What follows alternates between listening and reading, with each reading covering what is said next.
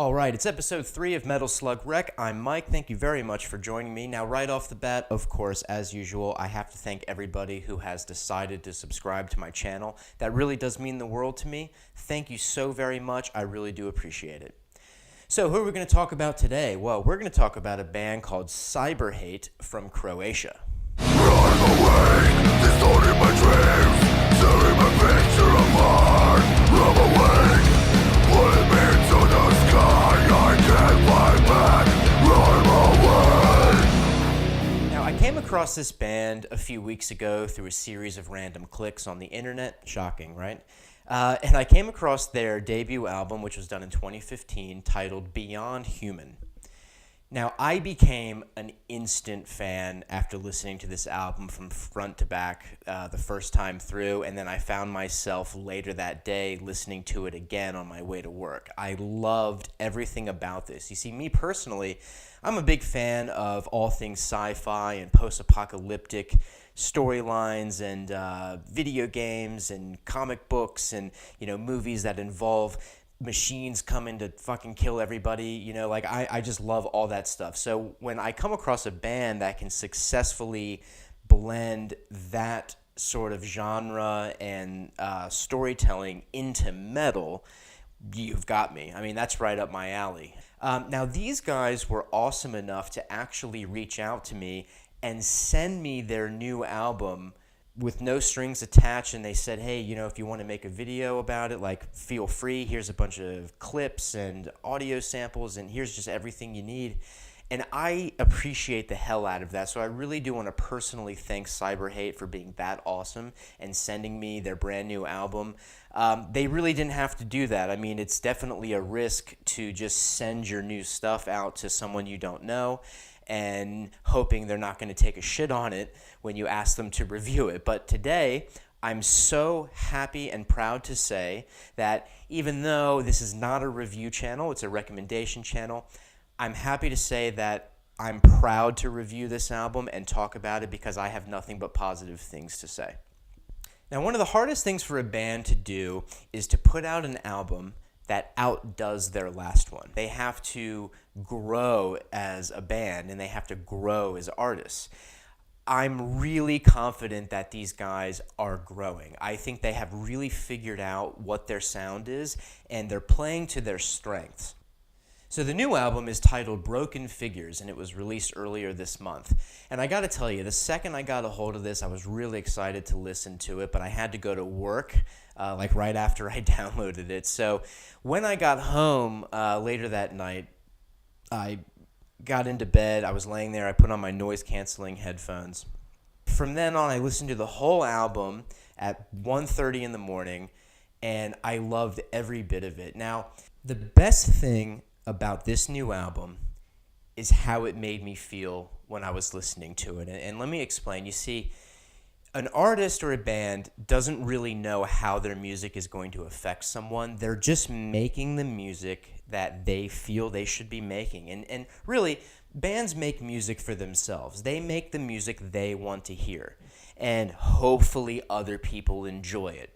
That's just a bonus, but really, an artist makes art for themselves, and it's a bonus if anyone else likes it, okay? Now, when I was listening to Broken Figures the first time through, what washed over me was an overwhelming sense of nostalgia, and I couldn't figure out why at first. It wasn't until the second playthrough that I realized why I felt like a kid again. This album reminds me of the 1999 album put out by Powerman 5000 called Tonight the Stars Revolt. Now, some of you may remember this album. See, I'm in my 30s, okay, and we're going back almost 20 years ago now. I was a freshman in high school when that album came out, and one of the things I loved to do was play video games and actually have that album playing in the background in my room. This album by Cyberhate made me feel this way again, and I have to really take my hat off to them because they are doing space-themed metal so goddamn well. Thank you, Cyberhate. Thank you for bringing me back to the day. And this is something that a band really can never anticipate. Like I said, you can't anticipate how someone's going to feel about what you're creating or the effect it's going to have. You, as a band, may think someone will say, oh, I like it or I don't like it, but it's different with me. You see, I kind of judge music based on how I feel when I'm listening to it. You know, what does it do to me mentally? Now, one of the things I really appreciate about what Cyberhate does, and especially on this new album, is even though they are considered an industrial / groove metal band, the industrial aspects of their music is simply sprinkled throughout the album, and it's only used where it makes sense, like maybe in an intro or an outro to a song or during a breakdown, okay?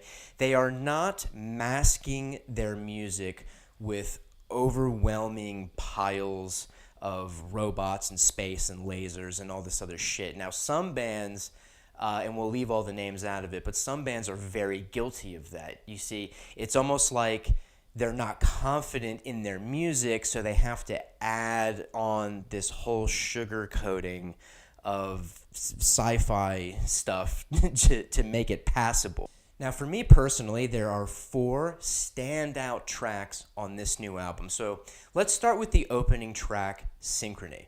Now, this track starts with a really creepy audio sample. I have no idea what it's from, but it really sets up this mysterious, creepy, ominous vibe at the very beginning of the album. And this is a great choice to open the album with. It actually puts you in a state of suspense and just not knowing what's coming. And then when the track actually starts, you've got this great guitar riff that comes in that just starts making you bop your head, and you're going, oh, fuck yeah, I'm already into it. I'm sold. Thank you, Cyberhate.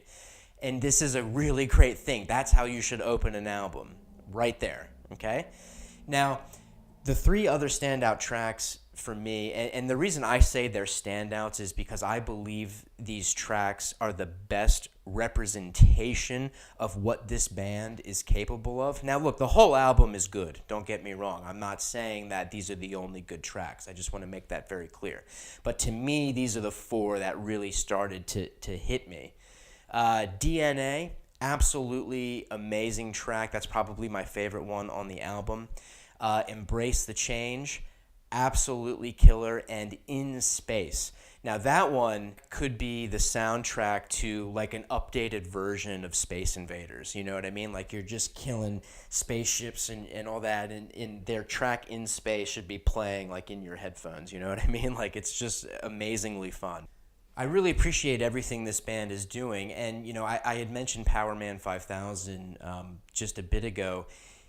After that group released Tonight the Stars Revolt, and me being a kid at the time, you know, I'm thinking back now, and I remember so many years have gone by, and I haven't heard really another band that's doing industrial space-themed metal this well until I discovered Cyberhate. You know, and that really just hit me maybe a minute ago as I was talking. You know, it really has been almost 20 years since I have felt this way. I have to thank you, Cyberhate. I really have to thank you for bringing me right back to being a 12 or 13-year-old again. And I don't know how that makes you feel as a band, but like I said, it's hard for you to anticipate how your music is going to make someone feel, but I'm telling you, you've hit me. You have a fan. You have a fan for life. So I'm excited now for what you're going to bring in 2019. I don't know when your next album's coming out, but Jesus, like I'm anticipating. And I feel that Cyberhate as a band is going to grow exponentially. You know, when you take their debut album and then you go right into this brand new one, you're already seeing the growth. You're seeing the exponential rate at which they're learning about their own style, and they're learning about how to play to their strengths. So album number 3, I can't wait for this. I really can't wait for this. I don't know when you're going back in the studio, but man, get the fuck back in that studio. Let's do this, okay? And please, If you're coming to Australia, which is where I reside now, could you please mention it right away because I'm coming to see you live. That's right. So look, I'll definitely post some links in the description to this video, all about how you can support this band. I'll give you their Facebook, their website, everything that, of course, I feel is important and that you should know. Really, guys, check out this band.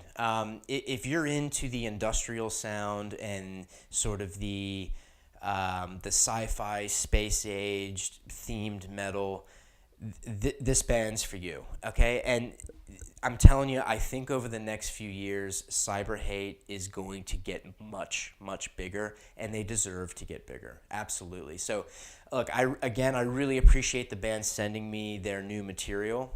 And even though I now have their new album that I technically did not pay for, the thing is, I'm still going to pay for it. That's the thing. I believe in supporting artists financially because I know what it's like to be an aspiring, starving artist and wondering whether or not you're going to fucking eat that day. Like, I totally get it.